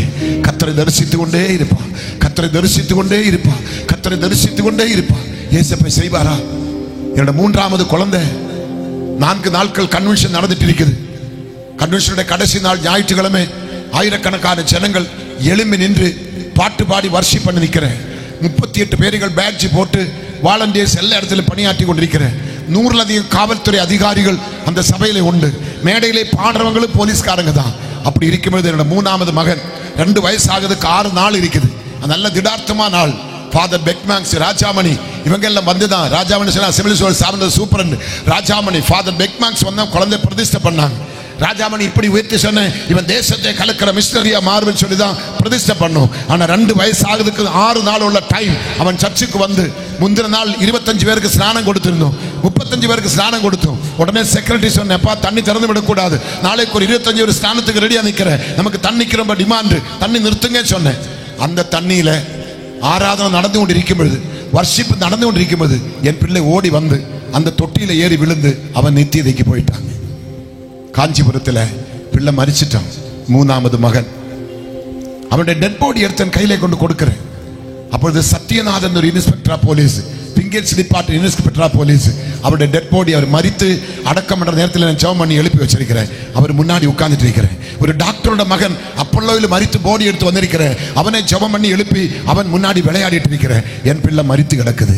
உடனே ஜனங்கள் எல்லாம் எழுப்பி, பாஸ்டர்மா நீங்க அப்பா மரிச்சப்ப நீங்க ஜெபம் பண்ணி எழுப்பினல்லவா, சத்யநாதன் அங்களை எழுப்பினல்லவா, டாக்டரோட பிள்ளை எழுப்பினல்லவா, என் பிள்ளை எழுப்புங்கன்னு சொல்லி எல்லாரும் ஜெபம் பண்ண ஆரம்பிப்பது. ஏசப்பா சொல்றான், அவனை நீ கேட்காது, அவன் எனக்கு நீ மனப்பூர்வமாய் கொடு, அவனை நீ மனப்பூர்வமாய் கொடுத்தால் ஆயிரக்கணக்கிന് பிள்ளைகளை நான் உனக்கு தரேன். நீ கேட்டு நான் பிள்ளை தரல, உன்னை கண்ணு எடுக்கணும் அவசியம் இல்லை என்று சொல்லி கர்த்தர் பேசிட்டு சொல்றாங்க, இன்னைக்கு நீ தான் பிரசங்கம் பண்ணணும். பாருங்க, இப்ப 4 நாள் 3 நாள் பாஸ்டர் பிரசங்கம் இல்லை, எனக்கு தான் பிரசங்கம், நான் தான் பிரசங்கர். அதே போல 4 நாட்கள் பிரசங்கிக்க செங்கல்பட்டிருந்தும் ஒரு பிரசங்கியார் வந்து அவர் தான் பிரசங்கம் பண்றாங்க. அவர் சொல்ற, நான் இப்ப பிரசங்கம் பண்ண முடியாது, மக்கள் கல்லடிப்பாங்க, நான் என்ன செய்ய தெரியல. அநேக காவல் டிஎஸ்பி லெவல்ல சபைக்குள்ள ஆத்துமாக்கள் இருக்கிறாங்க, கலெக்டர்ஸ் இருக்கிறாங்க, பெரிய பெரிய அதிகாரிகள் சபைக்குள்ள இருக்கிறாங்க.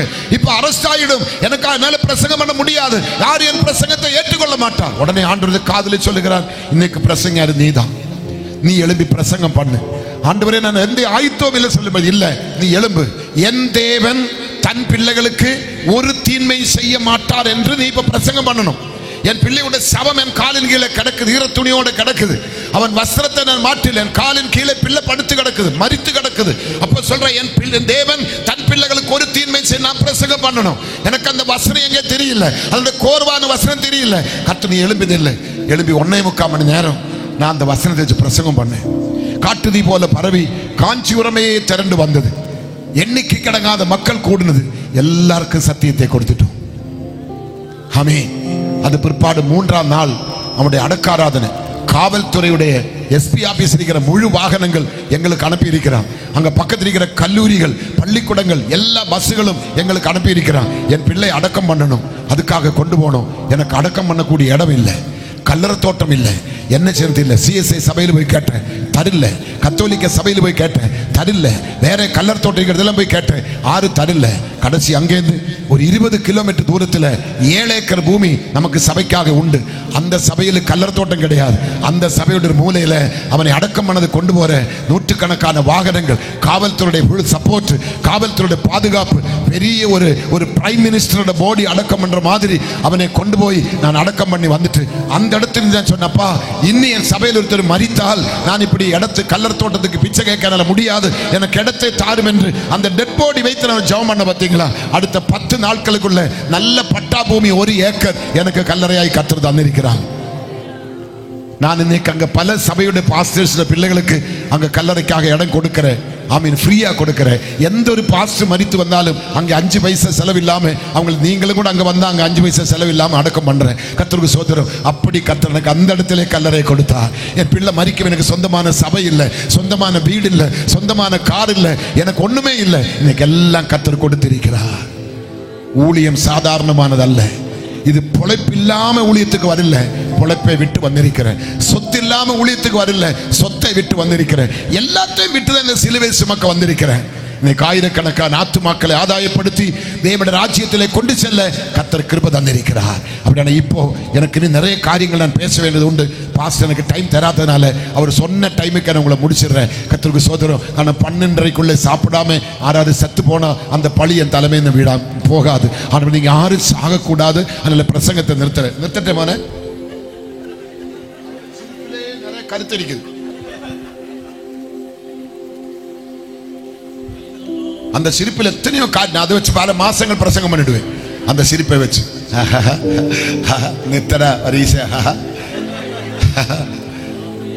ஆமே. இப்பதான் உங்க முகத்தில் ஒரு சிரிப்பு வந்தது. 12:30க்கு சாப்பாடு கிடைக்குமே. ஆனா நான் வேதனையோட தான் நிறைய காரியங்கள் சொல்லணும். அப்பதான் ஆத்துமாவுக்கு ஏற்ற மருந்து நான் போட முடியும், ஆத்துமாவை உயிர்ப்பிக்க முடியும். இன்னைக்கு சில ஆத்துமாக்கள் பிழைக்க போகிறார்.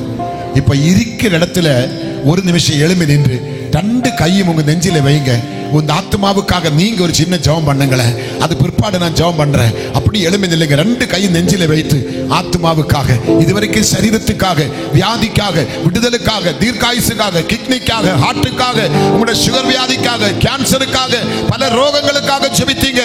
இதுவரைக்கும் ஆத்மாவுக்காக நீங்க ஜெபிக்கல. ஆனா இன்றைக்கு 2 கையும் நெஞ்சில வைத்து, என் ஆத்மாவே நீ ஏன் கலங்குகிறாய், என் ஆத்மாவே நீ ஏன் எனக்குள் தேங்குகிறாய், நீ கலங்காதே, நீ திகையாதே, நான் உன் தேவன் என்று கர்த்தர் உன்னை பார்த்து சொல்லல, உன் ஆத்மாவை பார்த்து சொல்லுகிறார். மானானது நீரோட வாஞ்சித்து கதறுகிறது போல என் ஆத்மா கதறுகிறது, என் ஆத்மா துடிக்குது, என் ஆத்மா புலம்புது. மக்களை அமைதியா நிக்காதுங்க. உங்க 2 கை உங்க நெஞ்சில வைத்து உங்க ஆத்மாவுக்காக சின்ன ஒரு ஜெபம் பண்ணுங்களே ப்ளீஸ். ஒரு சின்ன ஜெபம் பண்ணுங்களே ப்ளீஸ். ஹல்லேலூயா. ஒரு சின்ன ஜெபம். ஆத்மாவோட கரை மாறட்டும், அது பரிசுத்தப்படணும். கடைசி பரியந்தம் நிலைத்திருப்பவனே ரட்சிக்கப்படுவா. நீ 60 வயசு இருந்தாலும் 100 வயசு இருந்தாலும் அனுதினம் உனக்கு ரட்சிப்பு தேவை. அனுதினமும் பரிசுத்தம் தேவை. பரிசுத்தமானவன் இன்னும் பரிசுத்தமாக கடவான். அநியாயம் செய்கிறவன் இன்னும் அநியாயம் செய்கிறார். பாவம் செய்கிற ஆத்மா சாகும். பாவம் செய்கிற ஆத்மா சாகும். பாவத்தின் சம்பளம் மரணம். பாவத்தின் சம்பளம் மரணம். ஆத்மா சாகிறது. இப்படிதான் ஜெபிப்பீங்களா? கொஞ்சம் சத்தமா ஜெபிங்களா ப்ளீஸ். அநேகருடைய ஆத்மா சத்து இருக்குது. ஒரு டெட் பாடிக்கு முன்னாடி எப்படி ஒப்பாரி போடுவீங்க? உங்க அப்பா சத்துட்டு, பிள்ளை சத்துட்டு, மனைவி சத்துட்டு, புருஷன் சத்துட்டு வச்சிருங்க, எப்படி கரைவீங்க? அதே காட்டிலும் மேலாக சத்து கிடக்கிற ஆத்மாவின் மேல் கை வைத்து கதறுங்க. சில ஆத்மா இப்ப உயிர் பெற்று எழும்ப போகுது. சில ஆத்மாவோட ஃபண்ட்ஸ் இப்ப ஒர்க் ஆகுது. சில ஆத்மாவுக்கு ரத்த ஓட்டம் உண்டாகுது. சில ஆத்மாக்கள் இப்ப கண்களை திறக்குது. கண்களுக்கு பார்வை உண்டாகுது. சுத்தம் உண்டாகுது. தெய்வத்தை தரிசிக்கக்கூடிய பாக்கியம் ஆத்மாவுக்கு கிடைக்குது. எல்லாரும் புலம்பணும், எல்லாரும் கதறணும், எல்லாரும் கதறணும், எல்லாரும் புலம்பணும்.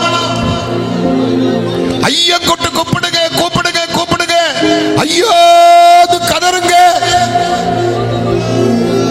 என் ஆத்துமாவே கூப்பிடுங்க. நீ ஏன் கலங்குகிறாய்? கேளுங்க.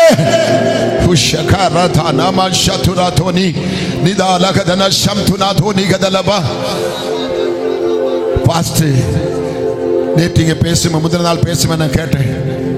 இந்த மீட்டிங்குக்காக நான் ஜெபித்து கொண்டிருக்கிறது அநேகரை கர்த்தர் உயிர்ப்பிக்கிற மாதிரி கர்த்தர் வெளிப்பாடு கொடுத்திருக்கிறார். இந்த கூட்டத்தில் அநேகர் உயிர் பெற்று எழும்ப போகுது. நான் சொல்றேன், அவருடைய ஜெபத்து தரிசனத்தை இப்ப கர்த்தர் நிவர்த்தி செய்ய போகிறார். இந்த இடத்துல இப்ப அநேக பாவங்கள் செய்த ஆத்துமாக்கள் உண்டு, செத்து போன ஆத்துமாக்கள் உண்டு. இன்னைக்கு நீ மரித்தால் உன் ஆத்துமா எங்கே போகும்? பிரியமானவனே, உன் ஆத்துமா இப்ப நீ மரித்தால் நீ எங்க போகும்? எங்க போய் இளைப்பாறுதல் அடையும்? ஆத்துமா செத்து கிடக்கிறாயே, நரகத்துக்கு அடிமை இருக்கிறாரே. பாஸ்டர், உங்களோட தரிசனத்தை இயேசுப்பா மானிக்கிறா, உங்க வெளிப்பாடை இயேசுப்பா மானிக்கிறா. அநேகர் இப்ப உயிர் பெற்று எழும்ப போகிறா. அநேகர் செத்து போன ஆத்துமாக்கள் எழும்புகிறா. கை கால்கள் அசையுது பாஸ்டர், நாடிகள் துடிக்குது பாஸ்டர், கண்கள் திறக்கப்படுது பாஸ்டர். அவங்க கால் ஊன்றி எழும்பி நிற்கிற மக்களே, உன் இதயத்தின் இயக்கத்தை கர்த்தர் கண்டா, உன் இதய துடிப்பை கர்த்தர் கண்டா, இதயத்தின் துடிப்பை கர்த்தர் கண்டா. ஒரு நிமிஷம் கை எடுக்காம கவனிங்க. அவருக்கு கர்த்தர் இந்த மீட்டிங்கில் எனக்கு ஒரு புதையல் கிடைக்கும், இந்த மீட்டிங்கில் கோடி கோடி பணம் வரும், அநேகர் வந்து தனிமையா சந்திப்பாங்க, அவங்க பொறுப்படுத்த தேவைகளை சந்திப்பாங்க. அப்படியெல்லாம் கர்த்தர் சொல்லலை. ஒரு சில மரித்தவர்கள் உயிரோடு எழும்ப போகிறார். உயிர்ப்பிக்கும் சத்தியம், உயிர்ப்பிக்கும் சத்தியம். நேற்று ராத்திரி அநேகர் உயிர் பெற்றிருக்கிறாங்க. நேற்று ராத்திரி சத்தியத்தில் அநேகர் உயிர் பெற்றிருக்கிறாங்க. முந்தின ராத்திரி அநேகர் உயிர் பெற்றிருக்கிறாங்க. நேற்று பகல் அநேகர் உயிர் பெற்றிருக்கிறாங்க. உன் விளக்கில் எண்ணெய் இல்லாமல் இருந்த விளக்கில் எல்லாம் அவர் எண்ணெய் கொடுத்திருக்கிறாங்க. அபிஷேகத்தை கர்த்தர் ஊற்றப்பட்டிருக்கிறார். உன் காயங்கள் நேற்று கர்த்தர் பொறுக்க வைத்திருக்கிறார். இப்ப கர்த்தர் உன் ஆத்துமாவை தட்டி எழுப்புகிறார். நாயின் ஒரு விதவையின் மகனுடைய பாடையை தொட்ட இயேசு இப்போ உன் சத்து கிடக்கிற ஆத்துமாவை தொடுகிறார். லாசருவின் கல்லறையில குமரன இயேசு இப்போ உன் அருகில் இருந்து குமருகிறார். உன் பேரை சொல்லி உன் ஆத்துமாவை கூப்பிடுகிறார். உன் ஆத்துமா துள்ளி எழும்பட்டும், உன் ஆத்துமா பலப்பட்டு எழும்பட்டும், உன் ஆத்துமா இப்ப ஆரோக்கியம் அடையட்டும், கால் ஊன்றி நிற்கட்டும், ஆத்துமா பேசட்டும். நான் சொல்றதை கவனிங்க. இருதயத்தின் நிறைவு வாய் பேசும். இப்பொழுது நாங்க ஒரு அடி பாட்டை பாடுவது அப்புறம் பாடுறேன், டைம் இருந்தா. இப்ப ரெண்டு கரத்தையும் கொஞ்சம் உயர்த்தி அந்நிய பாஷை பேச, கை தட்டக்கூடாது. அந்நிய பாஷை பேச முடியுமா பாருங்களேன்.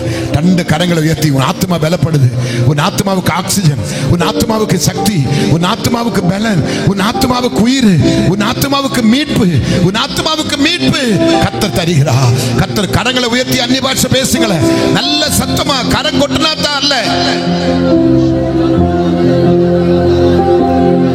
சத்தம் நான் கேட்கவே இல்லை.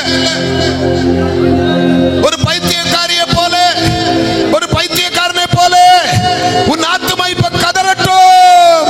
அந்நிய பாஷையில் அப்பாவோடு பேசுவோம்.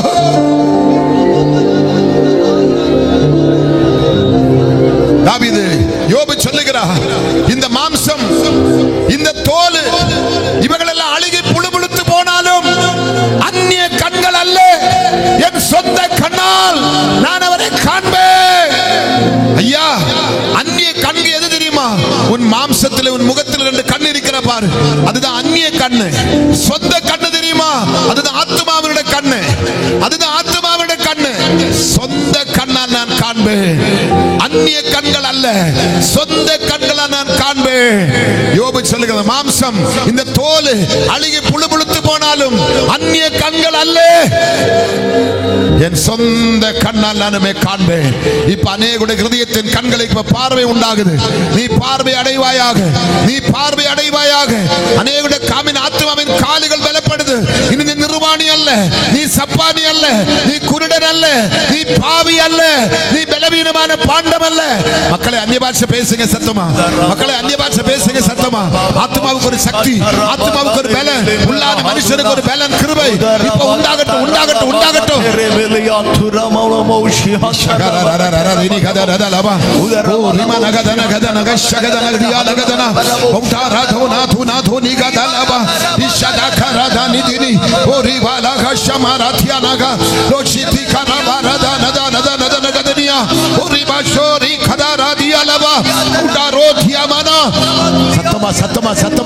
சத்தமா